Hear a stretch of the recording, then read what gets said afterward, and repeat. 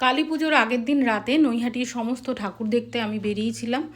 আর সব ঠাকুর দেখার শেষে তখন প্রায় রাত 11:30 বাজে এসে পৌঁছালাম নৈহাটির বড় কালী, মানে আমাদের বড় মায়ের সামনে।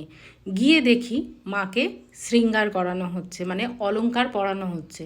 আর এই দৃশ্য আমি প্রথম দেখলাম, দেখে আমার ভীষণই ভালো লাগলো যে আমি এই দৃশ্য দেখতে পেলাম। এত গয়না মার, যত দিন যাচ্ছে তত যেন মায়ের গয়না বাড়ছে। মা ভক্তের সব কিছু পূরণ করছেন, ভক্তও খুশি হয়ে মাকে সাজাচ্ছেন। যাই হোক, সবাই ভালো যেন থাকে এই প্রার্থনা করলাম। অনেকক্ষণ দাঁড়িয়ে এই দৃশ্য দেখলাম, আর আপনাদের জন্য এই ভিডিওটা দাঁড়িয়ে থেকে তুলে নিয়ে এলাম, যাতে আপনারা যারা যেতে পারেননি বা এই দৃশ্য কোনো দিনও দেখেননি দেখতে পারেন। ভালো লাগলে জয় বড়মা বলে একটা কমেন্ট করে দেবেন।